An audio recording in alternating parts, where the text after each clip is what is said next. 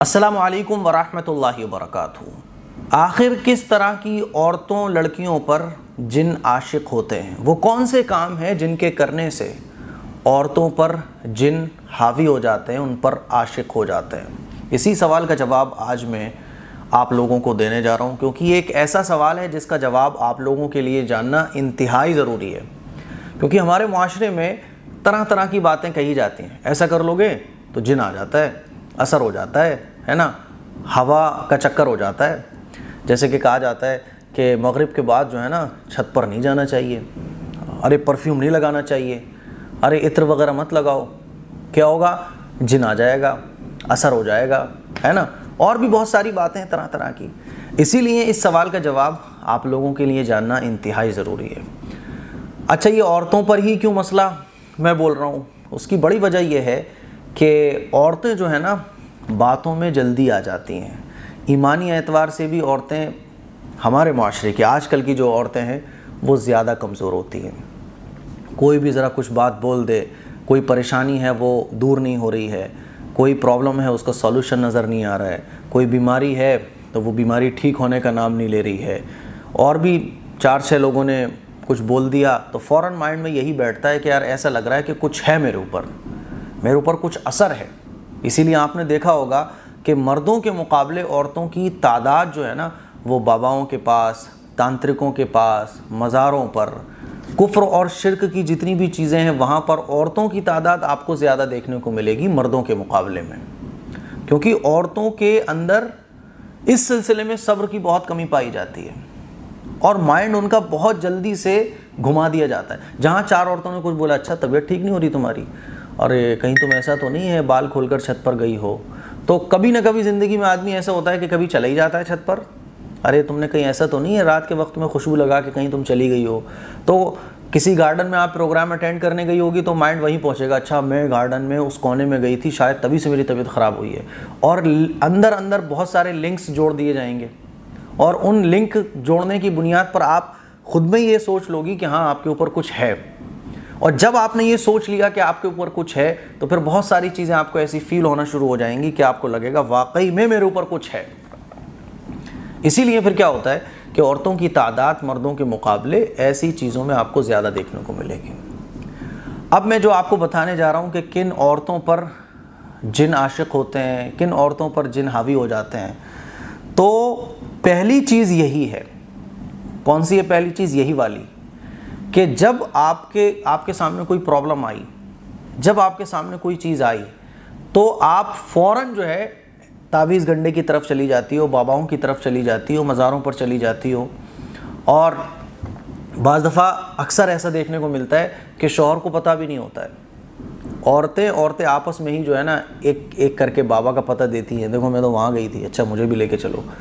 फिर क्या होता है कि जो आशिक जिन आप पर नहीं भी होना होता ना, गलत कामों में मुब्तला होने की वजह से आपके ऊपर जिन आ जाता है। तो कभी भी जैसे मान लीजिए आप बीमार हुई, अब वो बीमारी जाने का नाम नहीं ले रही है, तो किसी ने आपके माइंड में ये डाला कि फला बाबा को दिखा दो, और जैसे ही आप गलत लोगों के पास गई तावीज़ लेने के लिए या कोई जादू टोना उतारने वाले के पास आप गई, तो अब आपके ऊपर जिन नहीं था, लेकिन चूंकि आपने ऐसा महसूस कर लिया, अब आप जब वहाँ जाओगी तो बहुत सारे काम आपको ऐसे करने पड़ेंगे, बहुत सारे काम ऐसे आपसे करवाए जाएंगे।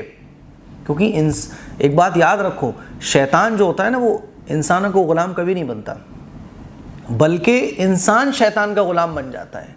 इसीलिए जो जादू टोने करने वाले होते हैं, जैसे कि अभी कुछ दिन पहले मैंने खबर बताई थी कि एक आदमी ने अपने ही माँ का गला काटकर खून पिया और खोपड़ी को, जिस शैतान को वो खुश करना चाहता था, उसके सामने उस खोपड़ी को रख दिया। क्योंकि शैतान के कब्जे में इंसान हो जाता है, वो शैतान को कब्जे में नहीं कर पाता, और वो ये सोच रहा होता है कि मैंने शैतान को कब्जे में कर लिया। और शैतान को खुश करने के लिए याद रखो कि शैतान तो फिर है ही इंसान का दुश्मन, इंसानियत को दुश्मन। वो इंसान से वो काम करवाता है जिससे फिर उसकी ऐसी गत बनती है, ना वो दुनिया का रहता है ना आखिरत का। अब उसके लिए क्या है कि मान लीजिए आप गई तो फिर आपसे वो काम जाने अनजाने में करवा लिए जाते हैं कि जिससे आपके ऊपर एक जिन का, एक शैतान का कब्ज़ा हो जाता है। तो पहली बात हमेशा याद रखो कि कभी भी गलत लोगों के पास नहीं जाना, किसी तांत्रिक के पास नहीं जाना, किसी ऐसे बाबा के पास नहीं जाना जो शरीयत के ख़िलाफ़ काम करता है, किसी ऐसे मज़ार पर जाकर किसी मुजाविर को नहीं दिखाना जो शरीयत पर अमल ही नहीं करता है, औरतों के हाथ पकड़ रहा है, औरतों के हाथ चूम रहा है ना, नमाज़ें पढ़ नहीं रहा है, शरीयत के ख़िलाफ़ बहुत सारे वो काम कर रहा है। तो ऐसे लोगों के पास जाने से बचिए।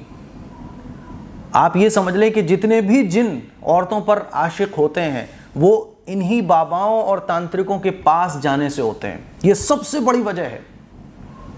आप ये समझ लें कि जिनका आशिक हो जाना किसी औरत पर, ये बहुत छोटा सा, आप ऐसे समझ लें 100% में से भी 0.99%, ऐसे समझ लें आप, 1% में भी 0.99%, इतना कम रेशो है जिन्नात का औरत पर हावी हो जाना, जिन्नात का औरत पर आशिक हो जाना, है ना। लेकिन हम लोग क्या करते हैं, ख़वातीन क्या करती हैं कि कोई घर में प्रॉब्लम है, काम नहीं चल रहा शौहर का, बच्चे बीमार हैं, आप बीमार हैं, कोई प्रॉब्लम है, कोई सॉल्यूशन नहीं मिल पा रहा है, तो फ़ौरन इसको इसी पे महमूल कर लिया जाता है कि किसी ने कुछ करा दिया है। तो याद रखें, ऐसा कुछ भी नहीं है। अपने ईमान को मजबूत करें। जब जब आपका ईमान कमज़ोर होगा, जब जब आप शरीयत के बताए हुए तरीक़े पर कमज़ोर होंगे अमल करने में, तो जिन्नात का आपके ऊपर आशिक हो जाना, आपके ऊपर हावी हो जाना, इसके बहुत ज़्यादा चांसेस हो जाते हैं। पहला अमल तो ये है जो ख़वातीन करती हैं, जिसकी वजह से उनके ऊपर जिन्नात हावी हो जाता है, असर हो जाता है। दूसरा, बन ठन कर शरीयत के ख़िलाफ़ सजने संवरने के जो भी तरीक़े हैं, शरीयत के ख़िलाफ़ कपड़े पहनने के जो भी तरीक़े हैं, शरीयत के ख़िलाफ़ जितने भी काम हैं, आप सजने संवरने में, गैरों को अट्रैक्ट करने में जितने काम आप करोगी, उतना ही ज़्यादा चांसेस हैं कि आपके ऊपर शैतान आशिक हो जाए।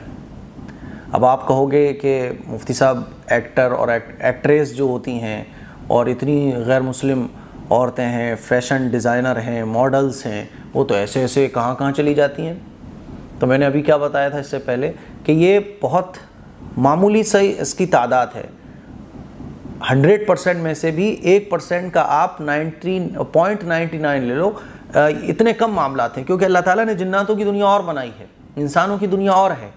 जिन्नात और इंसान एक साथ नहीं रहते। कभी कभी ऐसा हो जाता है कि कोई जिन्नात किसी औरत पर आशिक हो जाता है, और ऐसा मॉडल्स के साथ भी होता है, एक्ट्रेस के साथ भी होता है।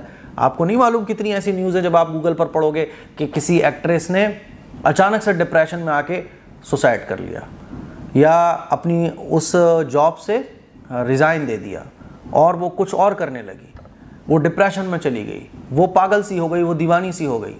तो कितनी ऐसी एक्ट्रेस हैं जिन्होंने अपना इलाज कराने के लिए न जाने कहाँ वो गई, क्यों? उनको ज़िंदगी में मज़ा ही नहीं आ रहा है, सुकून ही नहीं मिल रहा है। कितनी ऐसी एक्ट्रेस हैं जिनको ऐसा फील हुआ है कि उनके ऊपर कुछ है। तो ऐसा होता है, लेकिन वो ऐसा होता है तो आपको पता थोड़ी ना चलता है, वो कोई कैमरे में और न्यूज़ में थोड़ी आ पाता है। कभी कभी इसी चीज़ में उनकी जान तक चली जाती है। तो दूसरा के गैर शरई चीज़ों को फॉलो करते हुए आप जब सजती हो, संवरती हो, नाजायज़ और हराम चीज़ों की तरफ जब आप जाती हो, तो बहुत चांसेस होते हैं कि आपके ऊपर जिन हावी हो जाए, जिन का असर हो जाए। तीसरी चीज़, जब कोई औरत, कोई लड़की पाकी नापाकी का ख्याल नहीं करती, क्योंकि अल्लाह के नबी सल्लल्लाहु अलैहि वसल्लम के इरशाद है ना कि जितने भी गलत जिन्नात हैं, है ना, जितने भी शैतान हैं ना, वो गंदगी में ज़्यादा मिलेंगे, गंदगी में ज़्यादा मिलेंगे। इसीलिए अल्लाह के नबी ने टॉयलेट में जाने की दुआ बयान फरमाई, क्या? अल्लाहुम्मा इन्नी अऊज़ु बिका मिनल खुबुसी वल खबाइस, कि मैं टॉयलेट के जो जिन्नात हैं और शैतान हैं उनसे हिफाजत चाहता हूँ अल्लाह तुझसे, कि उनसे मुझे महफूज फरमा। तो गंदी जगहों पर जितनी भी होती हैं जितनी भी गंदी जगह, आप ऐसे समझ ले वहाँ जिन्नात और शैतान होते हैं। तो पाकी नापाकी का ख्याल ना करना, हमारी शरीयत में क्यों कहा गया कि पाकी नापाकी का ख्याल करो? लेकिन पाकी नापाकी में इसका मतलब ये नहीं है कि आप शक और वहम में मुब्तला हो जाओ। पाकी नापाकी का मतलब क्या है कि मान लीजिए आप नापाक हो गई, अब पाक होने में आप पूरा दिन गुजार रही हो, आप पीरियड टाइम आपका ख़त्म हो गया, अब गुस्ल करने में आप 2 दिन लगा रही हो, नापाकी में पूरी रात गुजर रही है, तो ऐसा नहीं होना चाहिए। तो तीसरा अहम काम है कि पाकी नापाकी का ख्याल करना। चौथा काम, शरीयत के मुताबिक ज़िंदगी गुजारना। जो जितना शरीयत के मुताबिक ज़िंदगी गुजारेगा उस पर शैतान कभी भी हावी नहीं होगा। कुरान में अल्लाह फरमाता है ना, इन्ना इबादी लैसा लका अलैहिम बिसुल्तान, कि मेरे बंदे और बंदियां जो है ना उन पर शैतान का कोई असर नहीं होता। तो कुरान और हदीस से ये पता चलता है कि जो शरीयत पर जितना अमल करने वाला है उस पर असर होता ही नहीं है। इसलिए जो ईमान वाली बंदियां हैं ना, जो ईमान वाली मुसलमान औरतें हैं ना, उन पर शैतान का असर नहीं होता है, क्योंकि अल्हम्दुलिल्लाह ख़वातीन की एक बड़ी तादाद है जो शरीयत पर अमल करती है, जो इस बात की फ़िक्र रखती हैं, अरे कुछ नहीं तो 5 वक्त की नहीं, 1 टाइम की तो नमाज, 2 टाइम की नमाज, हराम हलाल में फ़र्क तो ख़वातीन कर ही लेती हैं ना।